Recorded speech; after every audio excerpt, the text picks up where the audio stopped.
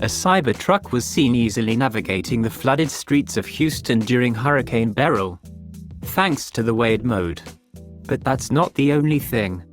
With Hurricane House with no power, heat index of 110 degrees, the truck is a boon and can power the house easily and is the perfect truck for Houston.